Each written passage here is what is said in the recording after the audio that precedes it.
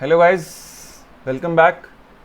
ठीक है, तो आज हम लोगों को जो टॉपिक है वो ट्यूटोरियल क्लास की तरह है। तो we will be doing some questions और पिछली क्लास को रिवाइज करेंगे और थोड़ा बहुत कुछ नया भी पढ़ने की हम लोग आज कोशिश करेंगे। तो जस्ट वेट एंड वॉच।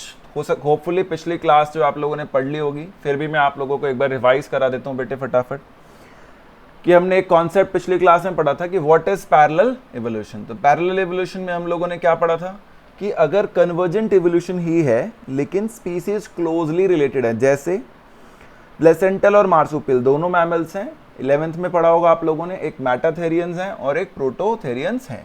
तो दोनों इतने नज़दीकी हैं यहाँ पर ये कि दोनों को ही हम डिफरेंस करके नहीं देख सकते। बट एक ऑस्ट्रेलिया की धरती पे ग्रो कर गया, बाकी पूरे वर्ल्ड में अपनी डिफरेंट डिफरेंट स्पीसीज बनाते चले गए मैमल्स। तो ये जो दोनों कंपैरिजंस हैं जिसमें कि आप लोग फंक्शन एक ही कर रहे हो, ऊपर से सिमिलैरिटी भी आपको नजर आ रही है, बट एम्ब्रियोलॉजिकल ऑरिजिन जो है दोनों का एक अलग थेरियंस है, यूथेरियंस एक मेटाथेरियंस। स्ट्रक्चरल डिटेल्स, सुपरफिशियल रिजेंबलेंस यहाँ पर ज़्यादा नजर आ रही है रेदर देन स्ट्रक्चरल डिटेल्स। तो इसको हम लोग जो है बोलते हैं पैरेलल इवोल्यूशन। एक तो हमने ये पढ़ा था पिछली क्लास में, evidence of evolution from embryo में हम लोगों ने एटाविज्म पढ़ा था कि पिछली जनरेशन के ट्रेट सडनली अपीयर हो जाते हैं। अगर आप इससे जस्ट पहले वाली वीडियो देखेंगे तो आपको ज़रूर पता चल जाएगा कि ये क्या है। Power of moving pinna, greatly developed canine teeth, short tail in human babies, 3 इसके एग्जाम्पल थे। वेस्टिजियल ऑर्गन जो एंसेस्टर्स में फंक्शनल होते थे अब हमारे में फंक्शनल नहीं है, उसके example splint bone horses, nictitating membrane. Embryological evidence, vertebrates में कुछ सिमिलैरिटीज नजर आती हैं कि गिल स्लिट्स और नोटोकॉर्ड जो होता है वो अपीयर करता है in embryonic development of vertebrates. In all the multicellular animals cleavage जरूर दिखती है जिसमें मोरुला ब्लास्टुला बनता है। Recapitulation theory, organism repeats their ancestral history during their development, एक ये भी बड़ी इंपॉर्टेंट बात है।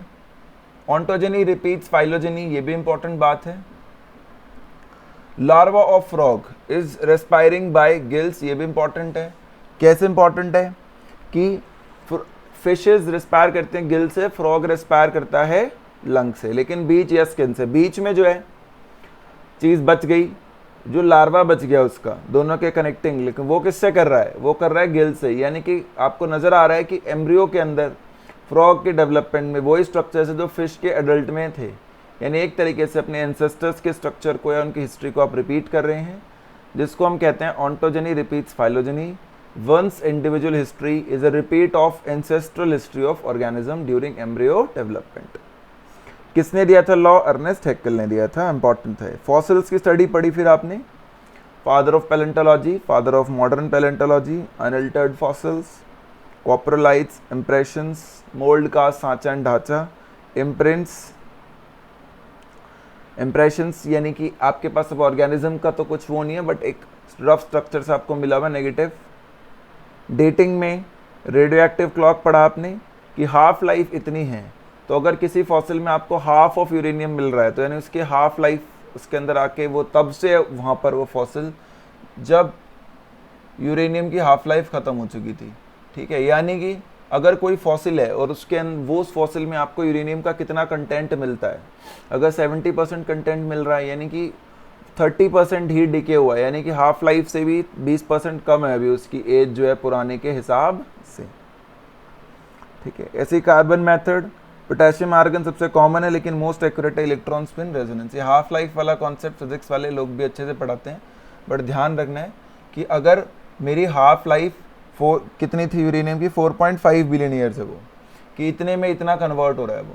तो अगर किसी फॉसिल में मेरे को हाफ ऑफ यूरेनियम बचा हुआ दिखता है इस एक रॉक के अंदर, तो मुझे पता चल जाएगा कि उसका जो कम से कम जो टाइम हो गया है वो 4.5 बिलियन ईयर्स हो चुका है उस फॉसिल को, उस रॉक पे। उससे कम नज़र आता है जो उससे भी ज़्यादा टाइम हो चुका है, ज़्यादा यूरेनियम बचा हुआ नज़र आता है तो यानी कम टाइम हुआ है। ठीक है, ये तो बाद में ही किया था पिछली क्लास में भी हम लोगों ने। उसके बाद जियोलॉजिकल टाइम स्केल्स इंपॉर्टेंट थे हमारे लिए। न्यूमोनिक पढ़ा था, camels often sit down carefully, perhaps their joint creak, permanent persisting oiling might permanent permanent rheumatism. ठीक है, पीरियड्स, इपॉक्स, कौन कब इरप्ट हुआ, कौन कब चला गया, ये सब भी आपने पिछली क्लास में देखा था पीरियड वाइज पूछ लेते हैं। लिखा हुआ देख लो, इयोसिन ओरिजिन ऑफ फोर्स, यही अभी 2 मिनट पहले अपनी बात भी हो रही थी। ये निमोनिक है कि कार्बोनिफेरस में रेप्टाइल्स का ओरिजिन हुआ, डेवोनियन में एम्फोबियन का हुआ, सिल्यूरियन के अंदर जा फिशर्स का हुआ, ये सब बात है, ठीक है। उसके बाद हमें दिखाया गया प्लांट और एनिमल का एवोल्यूशन कि किस तरीके से सिल्यूरियन पीरियड में क्या हुआ, और करंट जो एरा है सोइनोजोइक उसमें एंजियोस्पर्म आए। देखो सिल्यूरियन में क्या हुआ था, कुछ नहीं, अर्ली स्पोर बियरिंग प्लांट्स और जो फिशेस है ना। तो यहाँ पे आपको ये दिखेगा सिल्यूरियन में बहुत ही अर्ली स्पोर बियरिंग प्लांट्स हैं। उसके बाद आपको इस डायग्राम में दिख रहा है कि सोइनोजोइक में एंजियोस्पर्म्स आ गए, मीजोजोइक में डाइकॉट्स आ गए या फर्न्स आ गए, है ना। तो यही चीज़ आप यहाँ भी देख सकते हो कि सोइनोजोइक एरा जो है, सोइनोजोइक उसमें क्या आ गया, आपको दिख रहा है rise of monocot, dicot, angiosperm dominant, उसी एरा में दिख रहे हैं। तो इसी सबको जो एक टेबल में उसको डायग्राम रिप्रेजेंटेशन है वहाँ पर, है ना। मीजोजोइक में देखो क्या नज़र आ रहा है, जिम्नोस्पर्म्स, फर्न्स, कॉनिफर्स, वही चीज़ वहाँ पे आपको उस टेबल में दिखाई गई। Same for animals, one table for animals is also there कि कार्बोनिफेरस में कौन आया, जुरासिक में कौन आया। पता चला सौरोप्सिड्स और साइनैप्सिड्स 2 थे अर्ली रेप्टाइल्स में, तो सौरोप्सिड से टर्टल, लिजर्ड वगैरह ये बन गए, और साइनैप्सिड से हम लोग फॉर्म हो गए मैमल्स, ठीक है। तो साइनैप्सिड्स और मैमल्स को रिलेट करते हैं, तो इस तरीके से नाम है, ये अपने को पता होना चाहिए। यही चीज़ हॉर्स के केस में भी हम लोगों ने देखी थी, है ना, कि 5 हॉर्सेज हैं। धीरे धीरे अगर हम देखें तो इयोसीन वाले इससे शुरू कर रहे हैं, इपॉक से, और ऊपर जा रहे हैं till the recent one Pleistocene. Permanent early persistent early oiling might prevent rheumatism, वही वाली कहानी है बेटा, बिल्कुल ठीक है। तो ये बात हमें पता होनी चाहिए। उसके बाद क्या चेंजेस हुए हैं, तो पता लगता है धीरे धीरे कि हाइट बढ़ी है और डिजिट्स जो है कम हुई हैं। एक और एविडेंस इसके अलावा जो हमने पिछली क्लास में पढ़ा था वो था बायोजियोग्राफिकल एविडेंस, कि पूरे वर्ल्ड को हमने कुछ एरियाज में डिवाइड कर दिया था on the basis of pattern of flora और फोना। तो 2 पैटर्न सामने आए थे, एक कॉन्टिन्यूस डिस्ट्रीब्यूशन, एक डिसकॉन्टिन्यूस। जैसे मार्सुपियल वाला डिसकॉन्टिन्यूस डिस्ट्रीब्यूशन है, सॉरी कॉन्टिन्यूस डिस्ट्रीब्यूशन है, एक ही रीजन में मिलता है, और लंग फिश या फ्लाइटलेस बर्ड्स फीचर सेम है, अलग अलग एरियाज में ये लोग प्रेजेंट है, क्लोज रिलेटेड जीनस, तो इसको हम लोग बोलते हैं डिसकॉन्टिन्यूस डिस्ट्रीब्यूशन। वेलेस लाइन पूछ लेते हैं, between Orientalis and Australia, India Orientalis region का पार्ट है। यार वेलेस सर ने ये दिया था। ये हो गया हमारा पिछली क्लास का बात।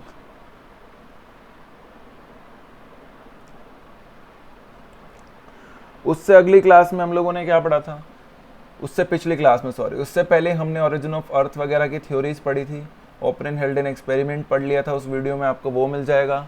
उसके अलावा हम लोगों ने और क्या पढ़ा हुआ है, तो उसके अलावा हम लोगों ने पढ़ा हुआ है ओरिजिन ऑफ अर्थ के अलावा और एम्ब्रियोलॉजिकल एविडेंस पढ़े थे, टेक्सोनोमी वाले, कनेक्टिंग लिंक वाले, मिसिंग लिंक वाले, है ना। तो अब वो सब हो गया है 3 क्लास। तो अब एक ट्यूटोरियल क्लास है ये वाली, एक जनरल सी रिवीजन के बाद आर्कियोटारिक्स वाला मिसिंग लिंक, वायरस यूग्लिना वाला कनेक्टिंग लिंक, टेक्सोनोमी। उसके बाद हम लोगों ने फिजियोलॉजी, बायोकेमिस्ट्री, होमोलोगस एनालोगस की स्ट्रक्चरल डिटेल सेम होगी या सुपरफिशियल रिजेम्बलेंस होगी, है ना, या कौन सी थ्योरी कैटास्ट्रोफिज्म की थ्योरी मानी जाएगी या लुइस पास्चर की बात मानी जाएगी, बायोजेनेसिस वाली, वेलेस का यूरे मिलर का एक्सपेरिमेंट वगैरह पढ़ लिया था, है ना। अब हम लोग पहले तो जो हमने पढ़ा है 3 क्लासेस में उसके बेस पे क्वेश्चन प्रैक्टिस कर लेते हैं 10-15 मिनट फटाफट से, और उसके बाद जो है हम लोग बेटा आगे पढ़ेंगे थ्योरीज ऑफ एवोल्यूशन, ठीक है। तो पहले क्वेश्चन प्रैक्टिस कर लेते हैं जल्दी से। देखिए क्वेश्चन आपको नजर आ गया होगा। The water of primitive ocean during the origin of life has been called as hot diluted soup, ठीक है। तो एक तो यही सवाल है कि हॉट डाइल्यूटेड सूप किसने दिया था या कहा था, तो बहुत सिंपल आंसर है, हेल्डेन ने कहा था। ये हमने क्लास में उस वीडियो में बताया भी था, नोट्स भी आप लोगों तक पहुंचे होंगे, नोट्स में भी आपको ये चीज़ मिल जाएगी कि जब वाटर रेनफॉल की तरह आता है, रॉक्स के साथ मिल जाता है, तो वो जो वाटर प्लस मिनरल का कॉम्बिनेशन है ओशन में, उसको हम कहते हैं hot dilute soup. And this term was given by whom बेटे, this term was given by हेल्डेन, ठीक है। मिलर देख लें, ऑपरेन देख लें, तो ये लोग तो ए बायोजेनेसिस वाली थ्योरी के साथ हैं कि first abiogenesis then biogenesis since ever. Which of the following is true for special creation, कि भगवान ने सब कुछ बनाया है तो life was created with some super natural power, सही है। Adam Eve first man women है, हमारी हिंदू माइथोलॉजी के हिसाब से Manu and Shraddha. Theory of special creation is a religious concept on the basis of faith, ठीक बात है। तो चारों चीज़ें बिल्कुल ठीक है, तो इसका ऑप्शन हो जाएगा 4। तो पहले का आंसर क्या है 1, दूसरे का आंसर क्या है 4। तो प्रैक्टिस अगर करोगे आप, अगर अच्छे से नोट्स और क्लास अटेंड कर ली होगी तो ये सारे क्वेश्चन आप कर लोगे। Abiogenesis first, biogenesis since ever, अगर इसकी बात करेंगे तो कौन है इसमें, तो अभी बताया था मैंने, ऑपरेन हेल्डेन थ्योरी। ऑपरेन के बाद हेल्डेन का नाम है नहीं, तो अकेला ऑपरेन है, तो आसानी से आपने आंसर कर दिया। क्या आंसर हो गया, operon. Most biologist think that RNA was the first genetic material because, ऐसा क्यों लगता है कि आरएनए ही फर्स्ट जेनेटिक मटेरियल है। तो सबसे बड़ी सी स्टेटमेंट, एक प्यारी सी स्टेटमेंट लिखी गई है, एग्जिस्टेंस ऑफ राइबोसोम्स, जानते हो ना, the enzymes which are not proteins, उसको क्या कहते हैं, ribosomes, ribozymes, suggest that early cell could have used RNA to catalyse chemical reactions and transfer information. तो यही वाली स्टेटमेंट सही लग रही है। सभी यूकैरियोट्स में डीएनए होता है यूनिवर्सल मटेरियल, ये बात गलत है। आरएनए ज़्यादा कॉम्प्लेक्स है डीएनए से, ये बात भी गलत है। और amino acids were produce in Stanley Miller experiment, amino acid का इस बात से कोई लेना देना नहीं है कि फर्स्ट मटेरियल आरएनए क्यों है। तो स्टेटमेंट नंबर 3 इंपॉर्टेंट क्वेश्चन है, ध्यान रखिएगा, ठीक है। अपना काम शोर करना बिल्कुल नहीं है, अपना काम करना है हमें आराम से, ताकि रिजल्ट्स क्रिएट हों। Miller synthesized simple amino acids from one of the following mixtures in his experiment. तो ये हमें याद होना चाहिए कौन सा मिक्सचर उन्होंने इस्तेमाल किया था। सोचो जरा तो पता चल जाएगा, methane, ammonia and water and hydrogen and water vapour, 2:1:2 का जो रेशियो था, वो भी इस रेशियो के बारे में भी पूछ लेते हैं। तो देखो आप बहुत अच्छे अच्छे क्वेश्चंस बहुत आराम से कर सकते हैं अगर आपने सिर्फ इस चीज़ पे भी फोकस कर लिया कि जो आपको क्लास में पढ़ाया जा रहा है आप उसे अच्छे से सुन रहे हैं और इसके बाद नोट्स पढ़ रहे हैं। तो साथ साथ नोट्स बनाने का भी आपको टाइम दिया जाता है, अगर आप बनाना चाहें तो वो भी बना सकते हैं।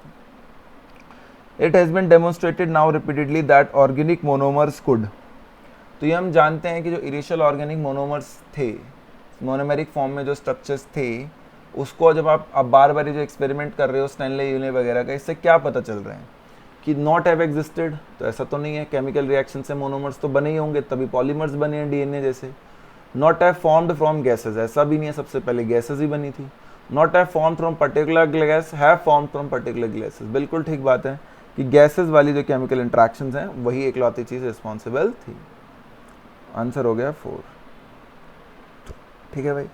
तो 6 के 6 क्वेश्चन मेरे ख्याल से हम सभी को समझ में आ रहे हैं, ठीक है।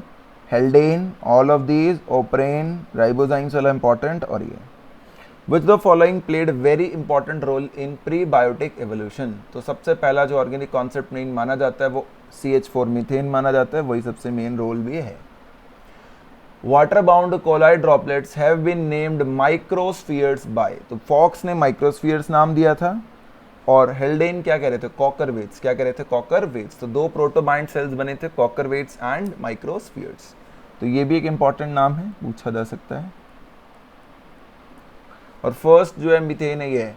तो ये वो चीज़ें जो एक आधी चीज़ हम लीव करते हैं थ्योरी में, वो क्वेश्चंस में हम लोग कवर करेंगे, ठीक है। तो अगर आप पूरा एक पढ़ोगे या सुनोगे तो आपको बहुत फ़ायदा मिलेगा। आप आधा अधूरा काम करोगे तो फिर एडवांटेज नहीं होगा, डिसएडवांटेज ज़्यादा होगा उस बात का। तो आधा अधूरा काम बेटे नहीं करना है बिल्कुल भी, सारी बात ध्यान से सुननी है। The complex organic molecule were neither oxidised nor putrefied, putrefied मतलब नेक्रोज्ड होना, in primitive atmosphere due to, ऐसा क्यों हुआ कि वो ऑक्सीडाइज नहीं हुए। तो ये स्टेटमेंट भी अब पढ़ चुके हैं कि ऑर्गेनिक मटेरियल्स इकट्ठे होते गए, डिग्रेड नहीं हुए क्योंकि ऑक्सीजन नहीं था, ऑक्सीजन नहीं था। तो एब्सेंस ऑफ फ्री ऑक्सीजन एक ही ऑप्शन है, साथ में प्रोकैरियोट वाले बैक्टीरिया भी लिख दिया उन्होंने। तो यहाँ पे आंसर हो गया था नंबर 3, यहाँ पे आंसर हो गया था नंबर 2, यहाँ पे हो गया 1, ठीक है। उसके अलावा life can not originate from inorganic materials present on earth because of, same सवाल है, सेम ही आंसर होगा कि प्रेजेंट अर्थ पे पहले ऑक्सीजन एब्सेंट था बट अब ऑक्सीजन है, तो लार्ज अमाउंट ऑफ ऑक्सीजन, इसलिए अब नहीं हो सकता, पहले हो गया था, पहले ऑक्सीजन नहीं था। तो ये जो हमने कर लिए क्वेश्चंस, ये हमारी जो class number 2 origin of earth से हुई थी उससे रिलेटेड 10 क्वेश्चन हमने इस ट्यूटोरियल में कर लिए हैं कि hot dilute soup, theory of special creation, A. Biogenesis first, biogenesis ever since. Most biologists think that RNA was the first genetic material. Reason for it. Mixture में क्या यूज़ किया था आपने, कौन सा प्रीबायोटिक एवोल्यूशन में इंपॉर्टेंट रोल प्ले कर रहा है, माइक्रोस्फीयर्स किसने दिए हैं, एब्सेंस ऑफ फ्री ऑक्सीजन और प्रेजेंस ऑफ फ्री ऑक्सीजन से क्या चीज़ पे फ़र्क पड़ रहा है, कैसे सिंथेसिस पे फ़र्क पड़ रहा है। तो ये जो आपने अभी अभी हम लोगों ने कर लिया है, ये हमने क्या करा है, क्लास 2 जो हमारी थी, आपको नीट क्लास 2 के नाम से मिलेगा, जिसमें हमने ओरिजिन ऑफ अर्थ वगैरह डिस्क्रिप्शन पढ़ा होगा। उसके ट्यूटोरियल के अंदर हमने 10 क्वेश्चंस कर लिए हैं। 10 क्वेश्चंस क्लास 2 के हमने कर लिए हैं प्रैक्टिस। ठीक है, तो ट्यूटोरियल में हर क्लास के 10-10 क्वेश्चन हम कम से कम प्रैक्टिस कर लेंगे, इंपॉर्टेंट। तो 30 क्वेश्चन के आसपास हमारे जो है प्रैक्टिस हो जाएंगे। एक असाइनमेंट की तरह आपको ये चीज़ें हेल्प करेंगी आंसर करने में। तो अगर इसमें से किसी भी क्वेश्चन को कोई बच्चा लिखना चाहता है, कोई इंपॉर्टेंट पॉइंट अगर उसमें लग रहा है इन 5-10 क्वेश्चनों में से उसको, तो वो बता दे कि भैया ये मेरे को लिखना है, तो फटाफट लिख लें। आपके पास 5 सेकंड का टाइम जो है आपको दिया जा रहा है। If you want to write, please write guys.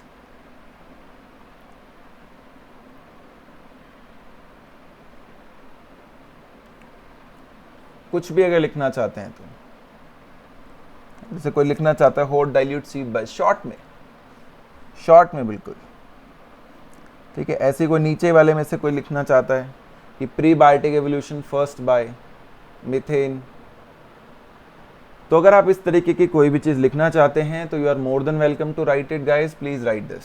तो इट इज़ इम्पॉर्टेंट और ये यूज़फुल भी होगा आप लोगों के लिए अगर आप लिखते हैं तो। चलिए अब दूसरे 10 सवाल देख लेते हैं।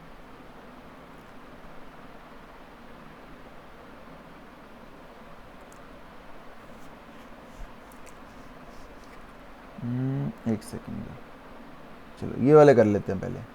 ये आपने क्लास नंबर 1 का पढ़ा हुआ है, उसको पहले कर लेते हैं, फिर 3 का कर लेंगे, ठीक है। तो देखिए, विच of the following is a vestigial structure in man. मुश्किल तो नहीं आंसर करना। Intestine, pinna, muscle of glottis, तो इजी आंसर है विजडम टूथ। जो 3rd मोलर होता है वो हमारे किसी काम का नहीं होता। कुछ लोग हालांकि पिन्ना को भी काउंट कर लेते हैं, बट दोनों में अगर आपको चूज करना है तो wisdom tooth will be the better option. Number 3, connecting link between Annelida and Mollusca, ये भी आप लोगों को पढ़ाया गया था बेटे कि नियोप्लेना को कहते हैं हम, ठीक है। ये भी number 3। Which of the following is not a living fossil. Living fossil मतलब क्या होता है, जो आज भी जिंदा है, पर आर्क्योटेरिक तो मिसिंग लिंक में पढ़ा था, यानी कि ये ट्रांजिशनल फॉसिल है, आज ये प्रेजेंट नहीं है। यहाँ पे आंसर हो जाएगा 4। फटाफट क्वेश्चंस ऐसे ही नीट में होने चाहिए, ज़्यादा सोचने का टाइम नहीं होता आपके पास, बहुत क्विकली आपको बायोलॉजी के सारे क्वेश्चंस करने होते हैं। और baby has been born with a small tail, it is a case exhibiting what. Atavism, ये भी आपने थोड़ी देर पहले एग्जाम्पल के तौर पे पढ़ा था। तो बहुत अच्छे क्वेश्चंस आपके लिए छाट के लाए गए हैं, जो ऑलमोस्ट सारे टॉपिक को जो पढ़ाया जाए उसको कवर कर लें। रिकैपिचुलेशन थ्योरी किसकी है, ये भी हम जानते हैं, Ernest Haeckel, ontogeny repeats phylogeny. Which the following is incorrect, इसमें अगर हम लोग सोच रहे हैं तो पता होना चाहिए, डेवोनियन में फिश, ओर्डोवोशियन में इनवर्टेब्रेट, कार्बोनिफेरस में एम्फीबियंस, लेकिन क्रिटेशियस में रेप्टाइल्स नहीं। 4, क्रिटेशियस में रेप्टाइल्स नहीं है ना। अगर देखना चाहें तो हम देख भी सकते हैं, क्या बोला उसने, ओर्डोविशियन में इनवर्टेब्रेट्स है ना, तो देखो हैं। फिर उसने क्या बोला, कार्बोनिफेरस में एम्फीबियंस, ये भी हैं, लेकिन उसने गलती क्या की, उसने बोला क्रिटेशियस में, देखो फ्लावरिंग प्लांट या डायनासोर्स वगैरह के एक्सटिंक्शन और टूथ बर्ड आने चाहिए थे, लेकिन कहा क्या उसने, क्रिटेशियस में रेप्टाइल्स। तो ये तो बात थी ही नहीं, वो तो एक्सटेंड कर रहे थे बल्कि उस टाइम पे, तो एज कैसे, उनका डोमिनेंस कैसे हुआ वहाँ पे, तो आंसर 4। मैमल्स की एज अगर आप सोचेंगे तो पता है सोइनोजोइक एरा में आए थे, जो सबसे ऊपर है। आर्कियोजोइक मतलब कोई लाइफ नहीं, पिलियोजोइक मतलब वो early spore bearing plant, Mesozoic मतलब बीच में जो रेप्टाइल वाला था, और सोइनोजोइक लेटेस्ट है। मैं तो इसी चीज़ से हमेशा कहता हूँ कि मैमल्स की एज ये सोने के लिए है, सोइनोजोइक, सोना बड़ा अच्छी हैबिट है भाई। Which the following arrangement of periods of Mesozoic era gives a correct sequence from the earliest to the latest. जो आपने पढ़ा था, अगर आपको निमोनिक याद है तो यहाँ आपके काम आएगा। Camels often sit down carefully, perhaps their joints creak. तो sit down carefully, perhaps their joints creak, their joints creak. तो आसान हो गया आपके लिए मार्क करना, Triassic, Jurassic and Cretaceous. 9th question, amphibia first appeared in which of the following period. तो किस पीरियड में सबसे पहले एम्फीबिया आया था, अगर कोई ये पूछ ले तो अभी अभी देखा था आपने डेवोनियन, ऊपर वाले से देख लो चाहिए, डेवोनियन पीरियड मतलब age of fishes. Number 2, number 3, dinosaur किस हिस्से में सबसे ज्यादा थे, तो आसान क्वेश्चन है, जुरासिक। तो अगर वो आपको याद रह जाएगा निमोनिक तो आपकी बहुत मदद मिलेगी बेटे, ठीक है। इसमें से अगर आप कुछ भी लिखना चाहते हैं तो लिख सकते हैं। जैसे अच्छी चीज़ मेरे को तो यही लगती है कि which one of the following is not a living fossil. If you want to write this please write guys, ठीक है। कोई शर्म नहीं है यार, चीज़ें लिखने में नहीं आती तो लिख लेनी चाहिए, अच्छी बात है। अगर हम लिख लेते हैं हमें नहीं आती तो this is a good thing.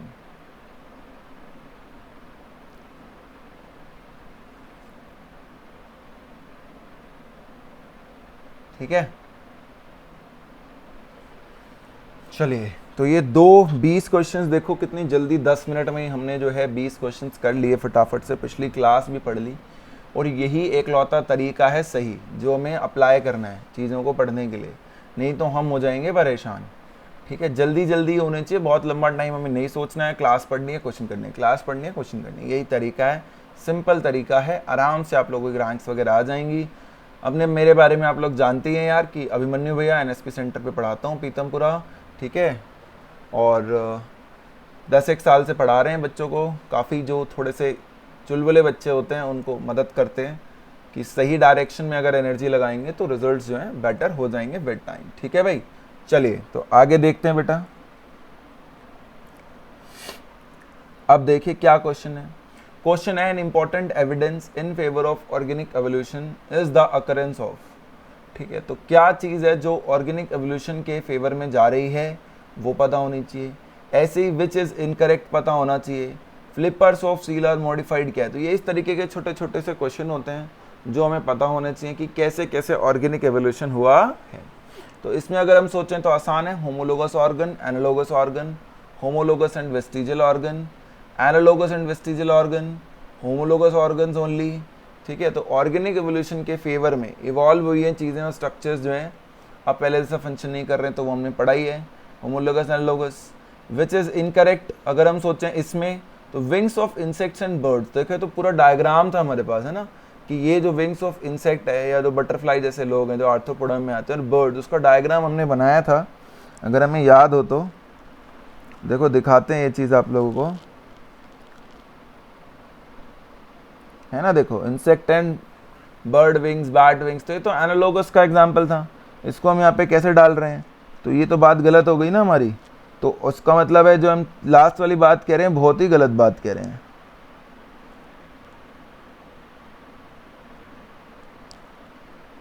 क्योंकि दोनों के बीच में बहुत दूरी है, सिमिलैरिटी नहीं है। ठीक है, तो यहां पे जो आंसर होगा वो होगा 4। आंसर क्या होगा बेटे, 4। ये wings of insects and birds are homologous, ये बात गलत है। Insects and birds are analogous, ठीक है। बैट एंड बर्ड ये भी होमोलोगस हो सकते हैं क्योंकि एव्स और मैमल्स दोनों कॉर्डेट ग्रुप में ही आते हैं। जैसे हमने एक दिन एक्डियोसन ग्लैंड वाला पढ़ा था, थोरेसिक ग्लैंड के साथ बोला था मैंने यूरोकॉर्डेट्स वाला कि वो होमोलोगस होता है। ऐसी wings of insects and bats अगर हम सोच रहे हैं तो ये भी एनालोगस ही होंगे, दूर के हैं, है ना। तो बैट हो या बर्ड हो एनालोगस होने चाहिए थे, नीचे होमोलोगस लिख दिया, बस वही गलती थी उनकी। Flippers of seals are modified, ये तो बहुत बार हम बात कर चुके हैं, 4 लिम्स होगा। ठीक है, इनमें से कौन सा एनालोगस नहीं है, मतलब सिंपल तरीका वही है, ये देख लिया करो कि नज़दीक के फाइलम के, दूर के फाइलम के। अगर बहुत नज़दीक फाइलम वाले हैं तो ज़्यादातर चांसेस यही हैं उस केस में कि वो लोग होमोलोगस होंगे और दूर वाले तो एनालोगस होंगे। अब देखो यहाँ पर नॉट एनालोगस, ठीक है।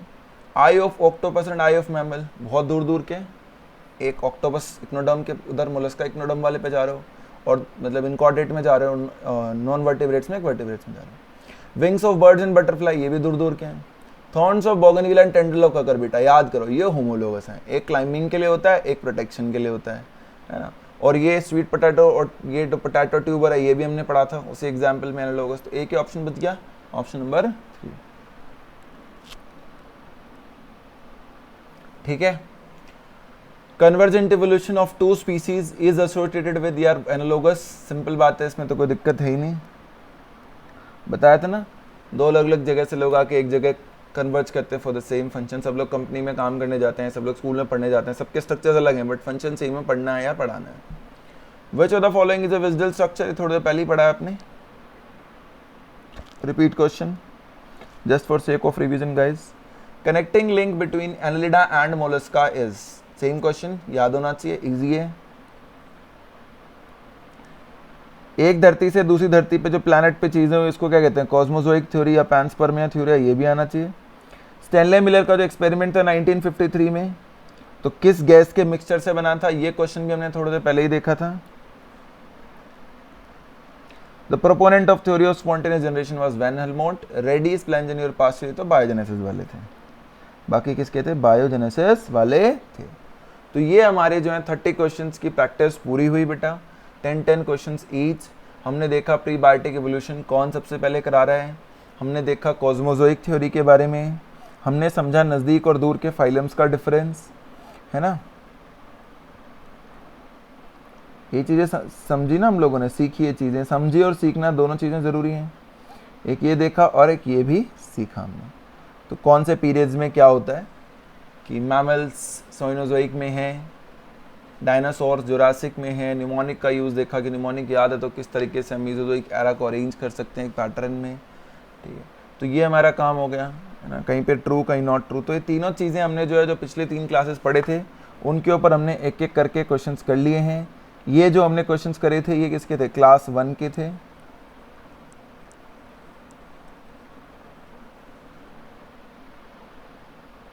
या क्लास 3 के थे।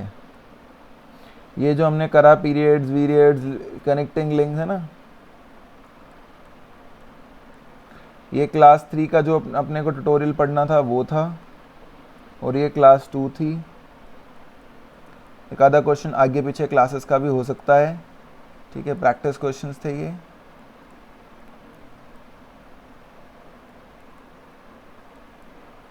तो हमारा ये काम है कि हमें पता होना चाहिए कि कौन से उसके प्रैक्टिस क्वेश्चंस हम लोग कर रहे हैं। जितने क्वेश्चन यहाँ कराए जा रहे हैं अगर आप उतने भी कर लेंगे तो आपकी प्रैक्टिस बहुत ही बढ़िया हो जाएगी, आपको किसी और चीज़ की ज़रूरत नहीं पड़ेगी, ये आपको अश्योर किया जा सकता है। तो भाई ये बात अगर हमारे समझ में आ गई है तो मेरे ख्याल से कोई मुश्किल चीज़ नहीं थी, ये सारी आसानी थी, इसमें से कुछ भी ऐसा बहुत कन्फ्यूजिंग हमारे लिए नहीं रहा कि हमें नहीं समझ में आया हो। अब हम आज की थोड़ी सी आगे भी पढ़ लेते हैं चीज़ें। एक तो आपने क्वेश्चंस प्रैक्टिस कर लिए 30 क्वेश्चंस विद इन 30 मिनट्स, जिस स्पीड से हमें करना होता है नीट में, हम बिल्कुल उसी स्पीड पे उसी तरीके के क्वेश्चन प्रैक्टिस कर रहे हैं कि समझ के रिवाइज करके भी हमने विद इन 30 मिनट्स क्वेश्चन को कंप्लीट कर लिया है। और यही स्पीड हमें मेंटेन रखनी है। इससे ज़्यादा अगर हम लंबी चौड़ी स्पीड लेके काम कर रहे हैं तो फिर वो हमारे फाइनल में हमारी जो स्पीड एक्यूरेसी है वो इतनी नहीं बैठेगी। Please focus on accuracy first. Accuracy होगी तो स्पीड जनरेट हो जाएगी धीरे धीरे, है ना। जो क्रिकेट खेलते हैं वो लोग जानते हैं कि शुरू में जब आपको बॉल थोड़ी कम नज़र आ रही होती है तो अगर आप 2-3 ओवर खेल लें आराम से टिके बिना शॉट मारे शुरू में ही, तो आपको बाद में फिर बहुत ईजी हो जाता है रन्स कैलकुलेट करना। तो it gets adjusted with time. तो प्लीज़ अपनी एडजस्टमेंट्स को बनाए रखें और एक्यूरेसी पे ध्यान दें, ध्यान से देखें सवाल को, आदत डालें कि गलत अटेम्प्ट नहीं करना है। चलिए आगे चलते हैं बेटा, थ्योरीज ऑफ ऑर्गेनिक एवोल्यूशन उसको पढ़ते हैं। आज की क्लास का जो टॉपिक है, देखो आज की क्लास में हमें यहां से पढ़ना था theories of organic evolution.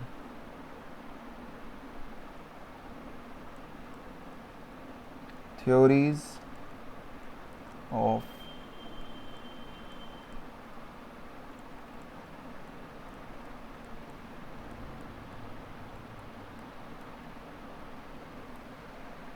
Theories of organic evolution. बिल्कुल भी मुश्किल नहीं है, आसान सी चीज़ है, इजीली हमें समझ में आ जानी चाहिए। क्या है जी इसमें सबसे पहली थ्योरी, लेमार्किज्म। किसकी थ्योरी है बेटा, लेमार्किज्म। क्या कह रहा है लेमार्क? लेमार्क कह रहा है इन्वायरमेंट बदलता है तो ज़रूरत बदल जाती है, सही बात है। और अगर ज़रूरत बदल जाती है, थोड़ा सा छोटा कर लेते हैं यार इसको, चलो थोड़ा बड़ा ही कर लेते हैं। ज़रूरत बदल जाती है तो उस हिसाब से आपका स्ट्रक्चर नया बदलता है। तो उस बदलने में क्या होगा, जो बदला है वो चीज़ यूज़ हो जाएगी, कुछ चीज़ें ऐसी भी होंगी जो अनयूज रह जाएंगी, वो स्ट्रक्चर हो जाएंगे डीजेनरेट।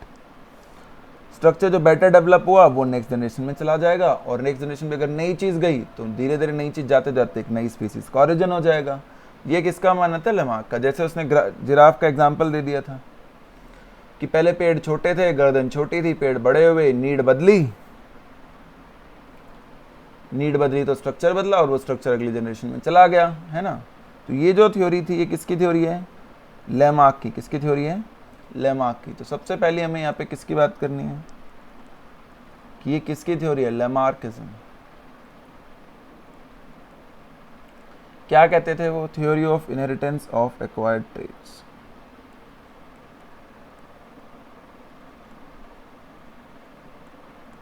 इनहेरिटेंस ऑफ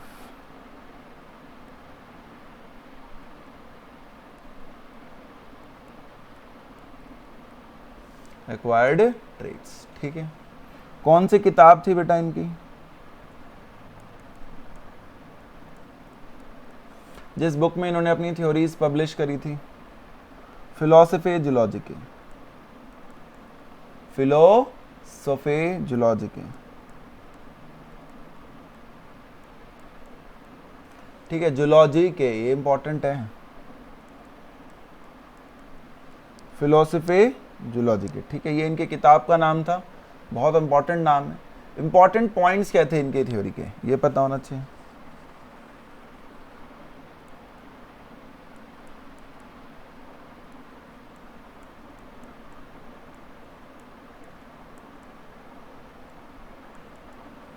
एक इन्होंने कहा हम सब के अंदर ना एक इंटरनली फोर्स होती है जो हमें अलाउड करती है ग्रो करने के लिए, इंटरनल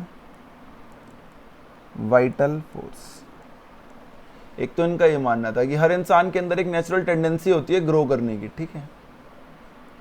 दूसरा देखा ही था एनवायरनमेंट चेंज तो नीड चेंज, तो direct affect of environment, direct affect of environment,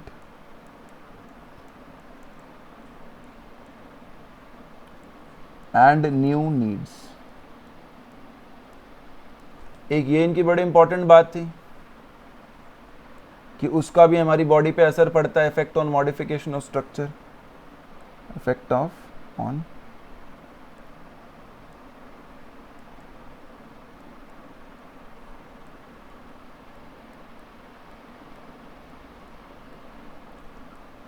structure of organism.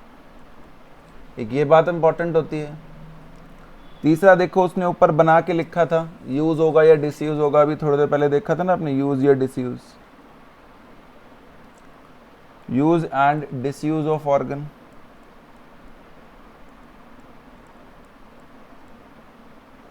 तो 3 पॉइंट अभी तक हमें उसके क्या समझ में आए। नंबर 1 वाइटल फोर्स होती है, number 2 direct effect, number 3 use disuse. जो आपने यहाँ लिखा था उसी को एक्सप्लेन कर रहा है, जो आपने टेबल बनाई थी छोटी सी, इसी को। और ये अगर हो गया तो क्या होगा फिर, इनहेरिटेंस ऑफ एक्वायर्ड ट्रेट, कि जो भी नई चीज़ आएगी यूज डिसयूज के बीच पे जो यूज होती जाएगी वो इनहेरिटेंस हो जाएगी, इनहेरिटेंस ऑफ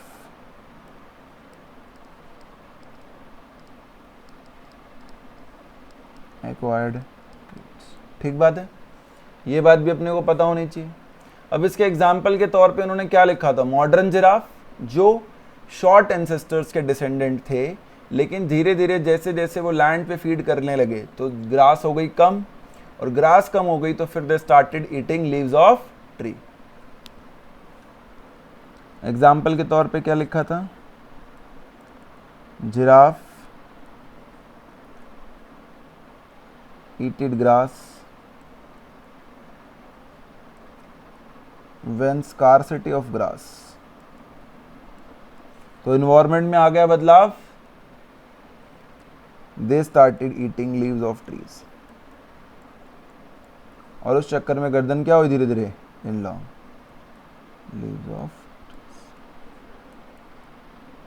ठीक है, ए वेरी गुड एग्जाम्पल, जिसके ऊपर बहुत सारे लोग मॉडर्न जिराफ या इस तरीके की चीज़ें पूछते रहते हैं। जैसे एम्फीबियंस फिशेस से आए, ऐसे ही हम एक और अच्छा एग्जाम्पल ले सकते हैं, amphibians come on land with time, land पे आए, धीरे धीरे क्रॉल करना शुरू किया तो उनको समझ में आएगी लंग से रेस्पायर होगी, gills disappeared due to less use. उनका ऐसा मानना था कि जो गिल डिसअपियर हुई है, लार्वा में तो है टेडपोल में गिल्स, एडल्ट में नहीं है। क्यों? क्योंकि जब वो लार्वा तो वाटर में ही रहा होगा, वहीं पे रहता है, वाटर रिक्वायर होता है फ्रॉग की फर्टिलाइजेशन, एम्फीबियन की फर्टिलाइजेशन। लैंड पे क्रॉल करना पड़ा, लंग्स की जरूरत पड़ी तो एक स्ट्रक्चर यूज हो गया, गिल्स नॉट यूज हुआ तो गिल्स चला गया अपने आप ही, है ना। ऐसी स्नेक्स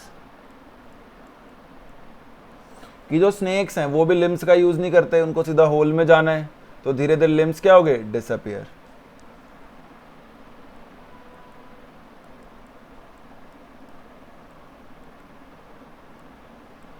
तो ये इवोल्यूशन ही हुआ ना एक तरीके का, लाइफ जो धरती पे उसके अंदर चेंज आया उसी को इवोल्यूशन कहते हैं, कि लिम्स थे, लिम्स चले गए, किसी के गिल चले गए, किसी के गर्दन छोटी बड़ी हो गई, तो जो भी ये बदलाव आए उसको हम इस तरीके से पढ़ते हैं, थ्योरीज ऑफ ऑर्गेनिक इवोल्यूशन। इसके पीछे जो सबसे प्रमुख आदमी था, जो इसके पीछे पड़ा, जो इसका क्रिटिक्स था, criticism of Lamarck. Colour change कर लेते हैं, काफी देर हो गई। Of Lamarckism. वो कौन सा व्यक्ति था जिसने लेमार्क को किया criticize? Theory of germ plasm by August Weissman.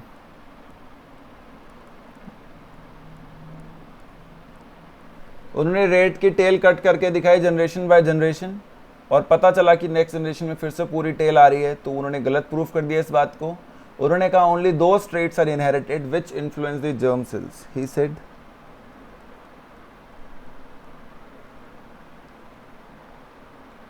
Only those traits are inherited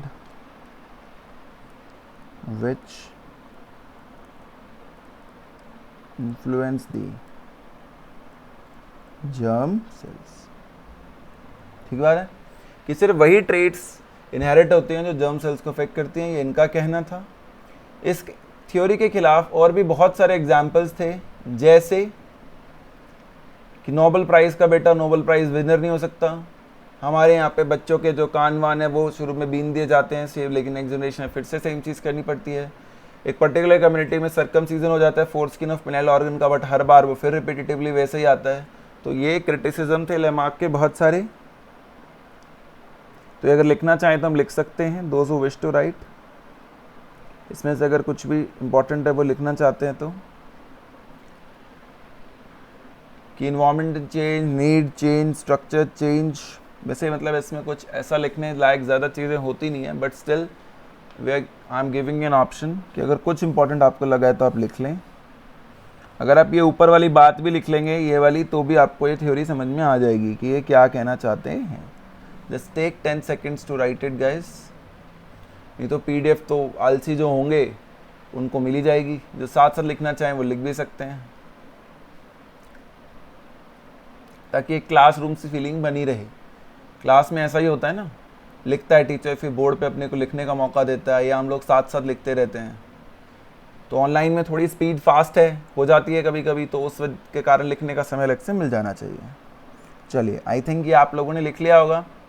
किसी को कम ज़्यादा टाइम लगे तो वो कमेंट सेक्शन में बता सकता है कि भैया कम टाइम लगा था। तो लेमार्क में एक तो ये बात ध्यान रखनी है, डायरेक्ट इफेक्ट ऑफ एनवायरनमेंट वाली, ठीक है।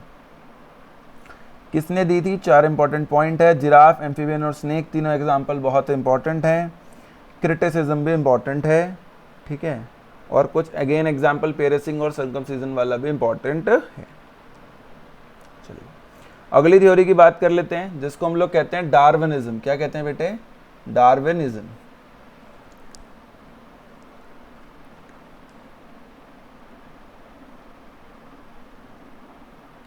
उन्होंने क्या कहा था? उन्होंने कहा एनवायरनमेंट चेंज, स्ट्रक्चर चेंज। ये क्या कह रहे हैं? ये कह रहे हैं जैसे जैसे आपकी पॉपुलेशन बढ़ेगी, ओवर प्रोडक्शन होगा। ज्योमेट्रिक और अर्थमेटिक रेशियो आपने chapter number 15 I guess 11th में पढ़ा होगा कि 1 से 2 सेल आ रहे हैं तो दोनों डिवाइड कर रहे हैं, या एक रेस्ट करके दूसरा भी डिवाइड कर रहे हैं, सिर्फ दूसरा डिवाइड कर रहे हैं। इंडिया में बहुत सारी पॉपुलेशन हो गई है तो एग्जिस्टेंस की स्ट्रगल तो आएगी, तो लोग अलग अलग चीज़ें ट्राई करेंगे अपने आप को सर्वाइव करने के लिए। वेरिएशन, कोई यूट्यूब पे जाएगा, कोई फेसबुक पे जाएगा, कोई कुछ डिफरेंट चीज़ सीखेगा। अगर वेरिएशन अनफेवरेबल हुई, अगर हमने कोई गलत चीज़ अपने अंदर वेरिएशन की तो ख़त्म, दोबारा से कैरियर शुरू करना पड़ेगा। फेवरेबल हुई तो जो हमारे आसपास के लोग हैं, जो नेचर है वो हमें सिलेक्ट कर लेगी, हम सर्वाइव करेंगे और फिर बहुत सारे लोग हमें फॉलो करने की कोशिश करेंगे और एक हमारी पूरी कम्युनिटी बन जाएगी लंबी चौड़ी। तो इसी को डार्विनिज्म कहते हैं। इस थ्योरी को चार्ल्स डार्विन ने दिया था। किसने दिया था? जैसे वो लेमार्क किया, this was given by Charles Darwin. ठीक है, चार्ल्स डार्विन कहाँ घूमने गए थे सबको मालूम है। कहाँ उनको ये चीज़ समझ में आई? टूर ऑन HMS बीगल, जानते हैं हम सब लोग शायद। और साथ में कौन से आइलैंड उन्होंने फाउंड किया था? Found Galapagos island, Galapagos island, सही बात है। ये आइसलैंड उन लोगों को मिला था और उन्होंने गैलापागोस आइलैंड को क्या कहा था? Living laboratory of evolution. क्या कहा था? He called it as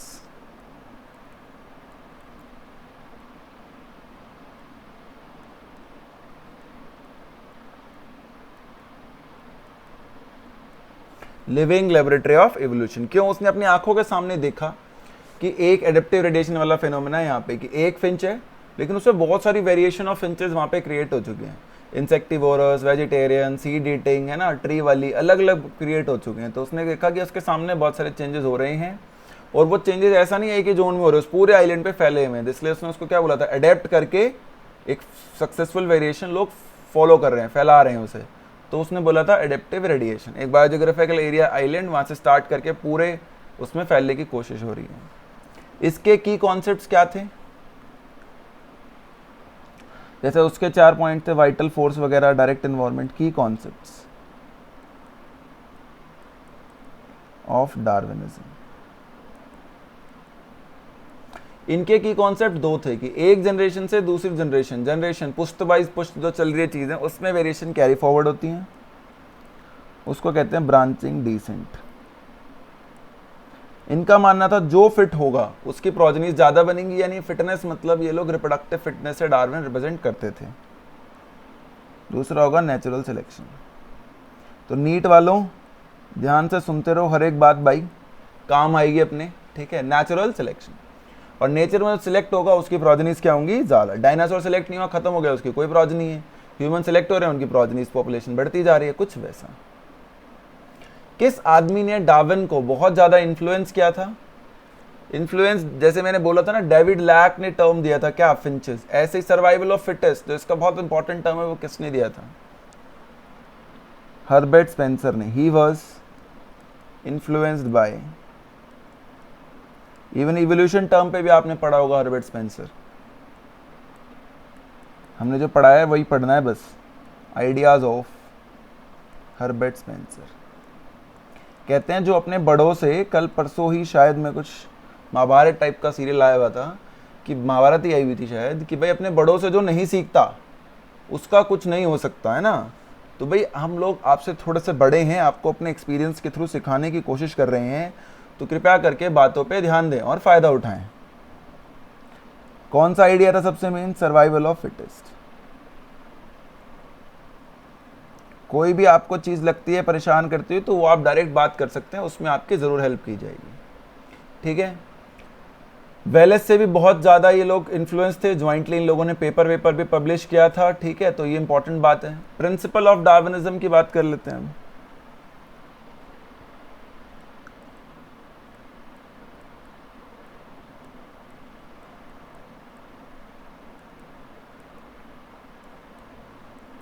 कि डार्विनिज्म के क्या क्या प्रिंसिपल थे। पहला प्रिंसिपल ओवर प्रोडक्शन, जो उसने बोला ही था, देखो वही बिल्कुल जैसे उसकी टेबल देख के उसकी थ्योरी समझ में आ गई थी, इसकी भी समझ में आ जाएगी। कि सबसे पहले ओवर प्रोडक्शन, फिर स्ट्रगल ऑफ एग्जिस्टेंस, फिर फिटेस्ट, नेचुरल सिलेक्शन वगैरह। ओवर प्रोडक्शन कि पॉपुलेशन का ज़्यादा प्रोड्यूस होना, क्या दिक्कत आएगी? लिमिटेड फूड एंड स्पेस, सही बात है, क्योंकि रिसोर्सेज लिमिटेड हैं। ऐसा होगा तो struggle for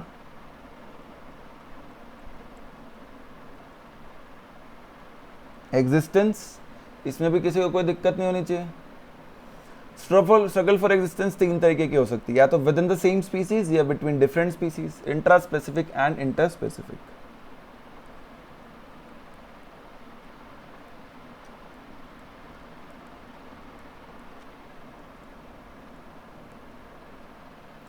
and inter specific.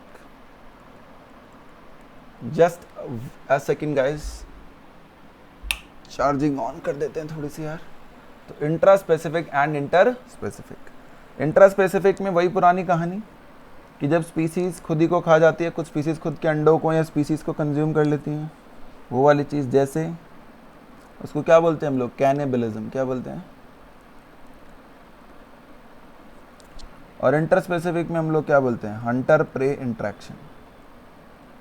और इन्वायरमेंटल तो हो ही सकता है। इन्वायरमेंटल मतलब जैसे अर्थक्वेक वगैरह आ गया है ना,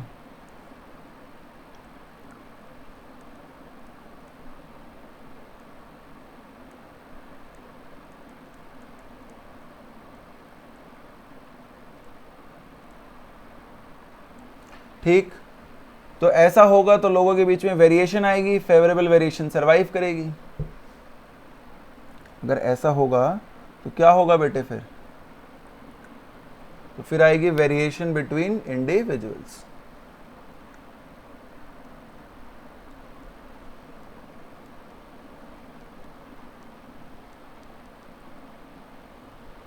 जैसे थोड़ी देर में आप पढ़ोगे हंटर प्रे से बचने का मेलानिज्म, कि वाइट की जगह ब्लैक हो गए मौत सर्वाइव करने के लिए जैसे ही पॉल्यूशन बढ़ा।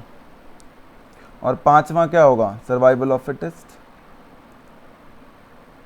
तो ये जो ऊपर आपको एक एक बना के दी गई है ना भाई, ये छोटी सी टेबल सी, ये टेबल बहुत इंपॉर्टेंट सी है, जो लाइन डायग्राम्स है। अगर आपने इसको ध्यान रख लिया तो आपका काम हो जाना है, आपको सारी चीज़ बात समझ में आ जानी है, लेमार्क की भी और डार्विन की भी। अब इस थ्योरी के पीछे लोग क्यों कैसे पढ़े, क्या किया? Criticism of this theory.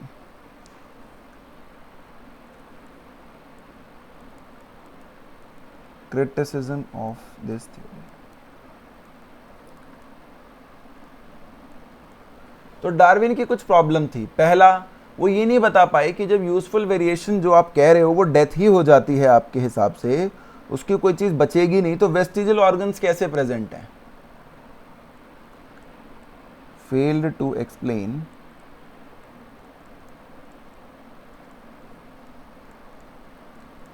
Presence of vestigial organs. ठीक है, हम लोग तो बेसिक ध्यान रख रहे हैं बेटा, बेसिक चीज़ें पढ़ रहे हैं कि जो सबको कॉमन समझ में आ जाए। किसी को कुछ एक्स्ट्रा स्पेशल चाहिए तो वो कमेंट सेक्शन में पूछ ले, उस पर भी फिर बात कर लेंगे particularly. Over specialization of certain organs, over specialization of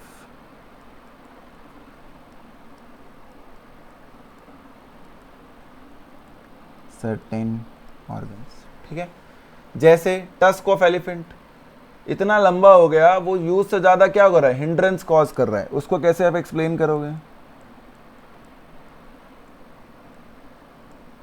tusk मतलब जो दांत होता है, महंगा बिकता है ना, कॉजिंग हिंड्रेंस टू हिम। तो आप तो कह रहे हो सिर्फ वही चीज आएगी, सर्वाइव फिटेस्ट होगी, जो यूजफुल वेरिएशन होगी। तो ये यूजफुल वेरिएशन कैसे हुई? कितना लंबा टस्क हो गया जो हिंडर कर रहा है? ये वाली पॉइंट नहीं एक्सप्लेन कर पाए बहुत सारे लोग। डिसकंटिन्यूअस वेरिएशंस की कुछ चीजें जो हमने अभी पढ़ा एम्ब्रियोलॉजिकल एविडेंस में, ये कुछ चीजें सडनली आ जाती हैं। Discontinuous variations not explained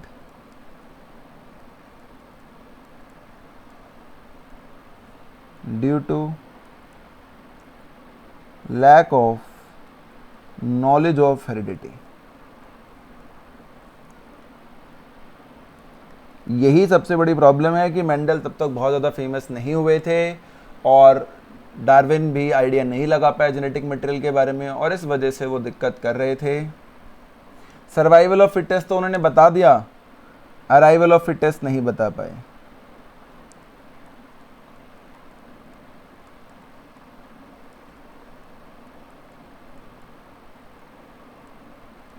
later on जब उनको लगा कि इतनी प्रॉब्लम्स हैं तो उन्होंने एक ट्राई भी की थी, उन्होंने एक थ्योरी देने की कोशिश की, थ्योरी ऑफ पेंजेनेसिस, जिसके हिसाब से उन्होंने कहा कि छोटे छोटे ऑर्गन हर पार्ट में से, हर बॉडी पार्ट में से, लिवर से, लंग से जाते हैं, गैमेट में इनकॉर्पोरेट होते हैं और वो अगले जनरेशन में लंग बनाते हैं या लिवर बनाते हैं। लेकिन ये बात सही नहीं है। लेटर ऑन हमें समझ में आ गया कि क्रोमोसोम्स के थ्रू होता है रेदर देन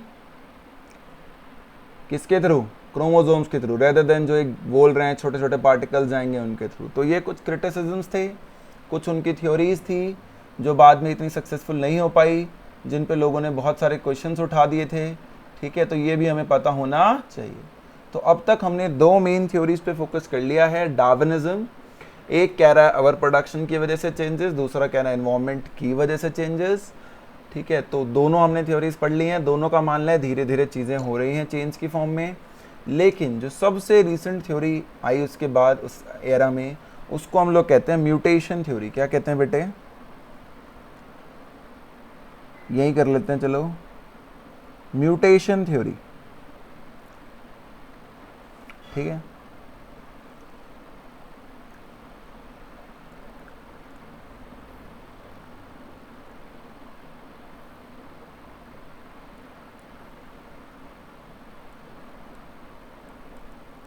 इनफैक्ट डार्विन का तो बायोलॉजिकल इवोल्यूशन पे जब उन्होंने कहा तो कहा प्री एडेप्टिव म्यूटेशंस होती हैं, कि म्यूटेशन ना पहले से ही प्रेजेंट थी जीन्स के अंदर। जैसे हम कहते हैं कैंसर सेल्स पहले से ही होते हैं, बाद में एक्टिवेट हो जाते हैं। तो उन्होंने कहा कि कोई स्पीसीज अगर, कोई बैक्टीरिया पेनिसिलिन एंटीबायोटिक से रेजिस्टेंट है, इसका मतलब पहले से ही उसके अंदर वो जीन्स थे कि वो रजिस्ट करेगा, रेदर देन की बाद में आने के बाद उसने डेवलप किया। तो उन्होंने प्री एडेप्टिव म्यूटेशन पे भी अच्छा खासा ध्यान दिया था लेडरबर्ग एक्सपेरिमेंट पे।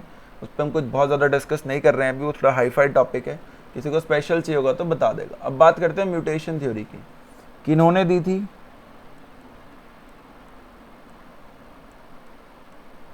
ह्यूगो डी वेरीज ने दी थी। किसमें बिलीव किया उन्होंने, बिलीव्ड इन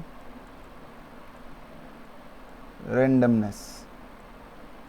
किसमें बिलीव किया, बिलीव्ड इन रैंडमनेस, कि सडनली होता है सब कुछ। ये डिसकंटिन्यूअस वेरिएशन उससे एक्सप्लेन हो जाएगी सीधा, कि सडन होता है, कॉन्टिन्यूटी की कोई जरूरत नहीं है। म्यूटेशन का क्या मतलब होता है,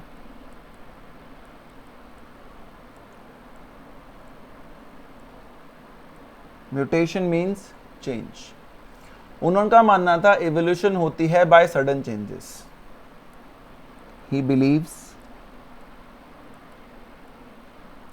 evolution happen by sudden changes, जबकि पहले वाले क्या कर रहे हैं, स्ट्रक्चर चेंज होगा, ये होगा, वो होगा, ग्रेजुअली होगा। बट इनका मानना था सडन चेंज से होती है और नॉन डायरेक्शनल होती है। ज़रूरी नहीं है कि डायरेक्शन में फॉरवर्ड होती रहेगी, बैकवर्ड भी जा सकती है। कहाँ, किसी ने फिंच देखे डार्विन ने, किसी ने जिराफ और एम्फीबियन देखे। इन्होंने क्या कहा, इन्होंने कहाँ देखा, he observed this in wild plant. नाम बड़ा इंपॉर्टेंट है भाई, evening primrose.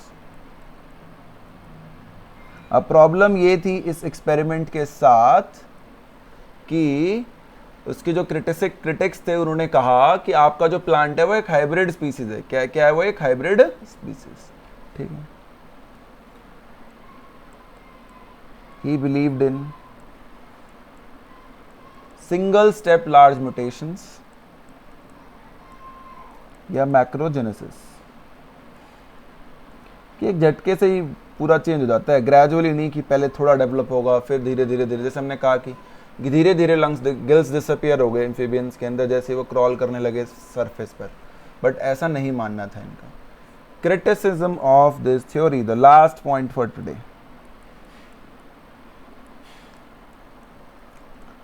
So guys, it's a request कि आप लोग एंथुजियास्टिक बने रहें क्लास में। क्लास के दौरान energy is very very important, health is very very important. अगर एक अच्छी एनर्जी आपके अंदर नहीं है तो काम आप नहीं कर पाएंगे। मैंने सबसे पहली वीडियो में सबसे पहले यही बात कही थी कि अगर आपके अंदर एनर्जी नहीं है, आप पढ़ना चाहते हैं लंबा टाइम तक, बट आप नहीं पढ़ पाएंगे। तो please focus on your health, ठीक है। थोड़ी बहुत एक्सरसाइज, थोड़ा बहुत माइंड को स्ट्रेसफुल नहीं रखना है। कभी कभी सारे जो जितने भी आपके पास गैजेट्स हैं, लोग हैं, सबसे डिस्कनेक्ट होकर थोड़ा टाइम खुद को भी देना है। तो पहला क्रिटिक्स क्या था? Evening primrose is a hybrid species.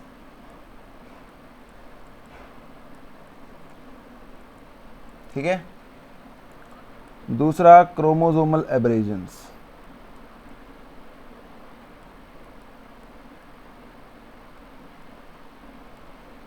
Irregular number of chromosomes थे उसके अंदर डिफरेंट डिफरेंट स्पीसीज में, ऐसा कुछ aberrations, not regular. Such mutations can not introduce new jeans.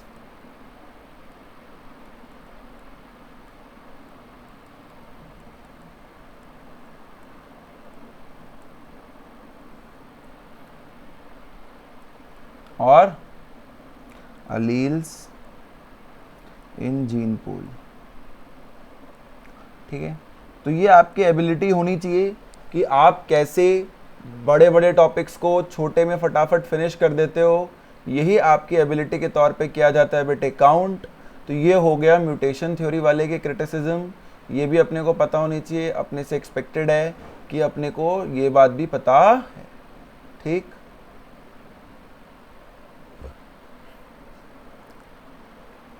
तो एक ये छोटा सा हमने छोड़ दिया था शायद, ये क्या है? ये है biological evolution by natural selection का एग्जाम्पल।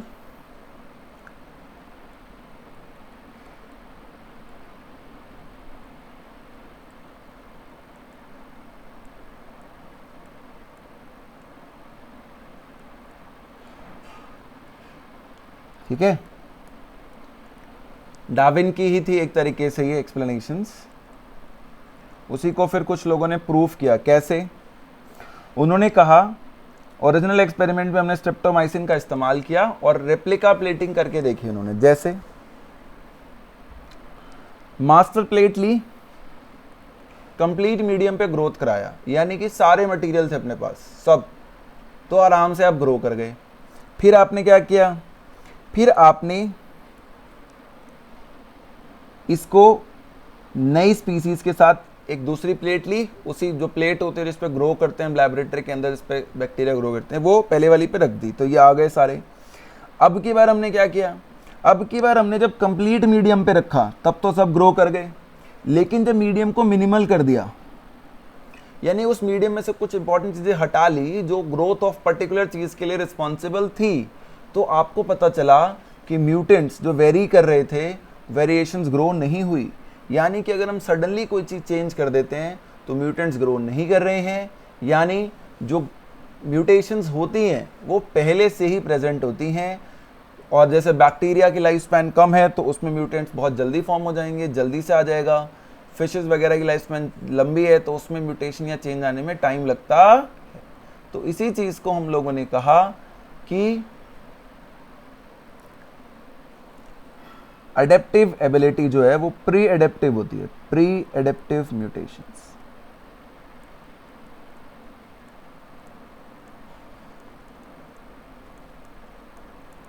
क्या टर्म इस्तेमाल किया गया बेटे? Pre adaptive mutations. यानी जो रेजिस्टेंस होती है किसी भी चीज के लिए वो प्रेजेंट होती है बिफोर एक्सपोजर। सिंपल भाषा में बोले तो adaptive ability is present before the environmental change.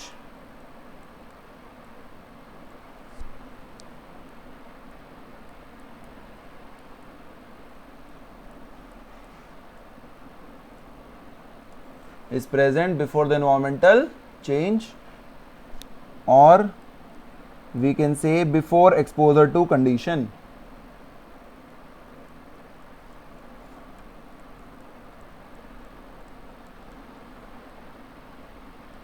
तो डार्विन और इसमें बहुत फर्क आ गया। उनका मानना था पहले एनवायरनमेंट चेंज होती है तब स्ट्रक्चर बनता है, ये कह रहे हैं ठीक है, इन्वायरमेंट चेंज होने पे स्ट्रक्चर बनता है, लेकिन जो एबिलिटी है आपकी वो पहले से ही आपके अंदर प्रेजेंट थी, तभी आप ऐसा कर पाए हैं। तो ये हो गया हमारा एक्सपेरिमेंट, और इसी के साथ आज की क्लास होगी अपनी ख़त्म। ठीक है कि हमने डार्विनिज्म पढ़ लिया, डिवेरीज के बारे में पढ़ लिया, हमने लमार्किज्म पढ़ लिया, लमार्किज्म के क्रिटिक्स पढ़ लिए, हमने 20-30 क्वेश्चंस भी प्रैक्टिस कर लिए। ठीक है, तो ये आज की क्लास से अपने को इतनी बात जो है क्लियर होनी चाहिए, समझ में आनी चाहिए बेटे। ठीक है, तो thank you so much for attending the class. Hopefully हमने कोई इधर उधर की बात नहीं की है, बिल्कुल टू द पॉइंट फोकस बात की है। अपने को हेल्प मिलेगी इस टॉपिक से। कोई भी दिक्कत आए तो आप लोग कमेंट सेक्शन में ज़रूर बताइएगा। We will try to solve your issues as soon as possible. Thank you very much for attending. Patiently पढ़ना है, सिंगल सोर्स जो आपको पढ़ाया जा रहा है, क्वेश्चंस कराए जा रहे हैं, उसी पे आपको ध्यान रखना है। Thank you once again, bye guys.